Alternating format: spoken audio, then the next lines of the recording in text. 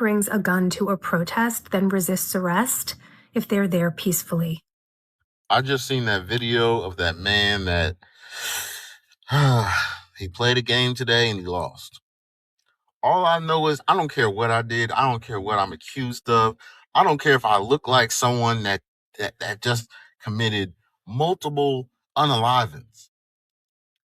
One, if any multiple officers, really it only takes one, but let's just say for the sake of argument, one officer pulls up to my car. He says, "Get out the car." I'm getting out.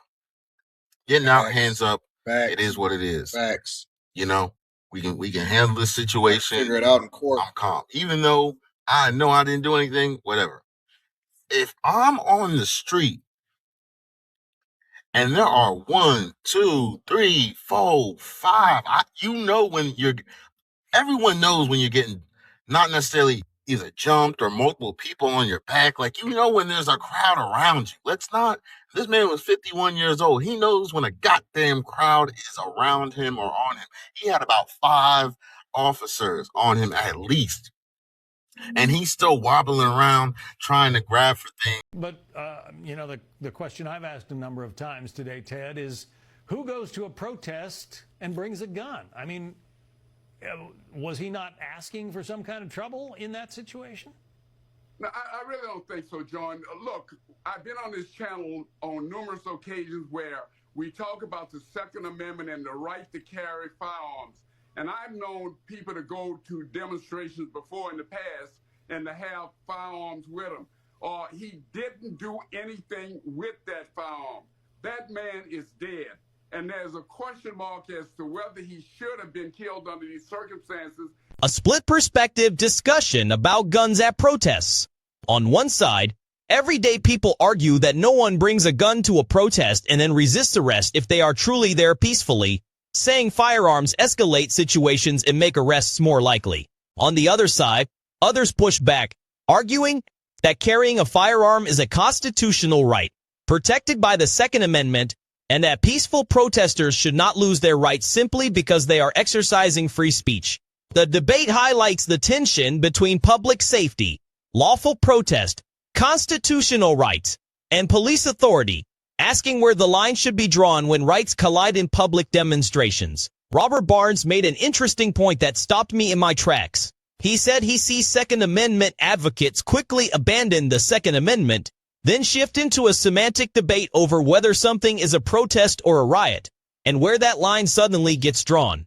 Let us take a look at exactly what he said. Story changed. What really happened, by the way, what came out, was they had created their own little rules of engagement, which allowed them to shoot people on sight. We're seeing evidence, by the way, that some aspects of ICE, unfortunately, are behaving this way because they're being given bad information and intel about this in a range of, they're being told that filming them is illegal. Now their FBI director is out there saying filming is illegal, carrying a gun to a protest is illegal. This is completely false legal information by our own counterfeit Cash, who's really living up to that nickname.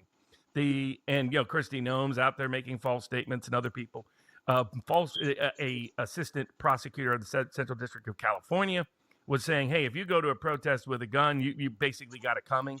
I mean, insane statements. And then I see Second Amendment advocates quickly abandon the Second Amendment the moment it serves the purposes of some other political group. Before we roll the clip, let us set the stage. In his commentary, Robert Barnes directly addresses the Minneapolis ICE shooting and says that the officer had no right to fire his weapon in that situation, that the justification being used does not hold up under basic legal standards. The core of his argument is not about whether someone might have had a gun or whether they resisted arrest. It is about whether the officer was legally justified in shooting at all. Under established use of force law, an officer is only justified in using deadly force when there is a clear and immediate threat of death or serious bodily harm. That means the threat must be happening right then and there, not just fear or assumed.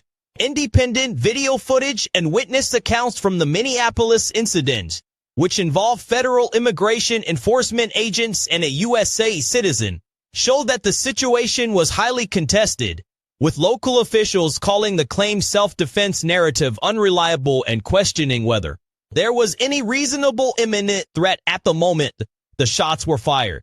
With that in mind, let us take a look at what Robert Barnes had to say. Repeating this to me, John Locke, one of the great professors, great scholars, great defenders of Second Amendment rights, was out there saying it's outrageous that this man was brandishing this gun in front of these people. And he's got a video footage of the ICE officer with the gun. He doesn't even know that that's the ICE officer. The guy never brandished the gun at all. He never showed the gun at all. He never removed the gun from the holster at all. Let's go through the facts. The facts are this was ICE escalating. Your job in crowd control is to de-escalate.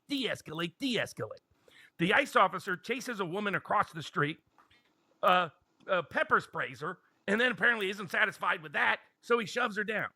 At the point of shoving her down is when this guy who is just sitting there filming, walks in and tries to stop that. So what does he do? He pepper sprays him. But not happy with pepper spraying, this is the ultimate victim, he grabs his arm down so he can pepper spray him some more. And then so they're both pepper sprayed, so you're creating a disastrous situation to begin with. There's no competent cop who's going to say this is how you handle an escalation situation. Then they take him, they push him to the ground. He never hits any officer ever. He never initiated anything with an officer ever. All he did was try to help this woman get up off the ground. And see, you see him right there, he's put his hands up, he grabs his arm down. But Robert, a lot of people are going to say, what the hell does he possibly think he's doing? Oh, I don't know. Picking up a woman is being shoved down by an ICE officer who doesn't know what the hell he's doing? Well, how about that? Dude, possibly. I did not give special immunity. I don't have one rule for Capitol Police in January 6th and have a different rule for ICE officers on the street. This ICE officer is out of control. But how was it reasonably necessary for him to mace the woman? How is it reasonably necessary for him to discharge his duties as an ICE officer to mace the guy? So what do you think?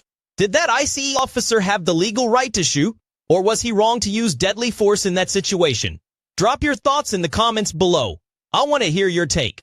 And if you enjoyed this breakdown, do not forget to like, subscribe, and leave a comment to join the conversation.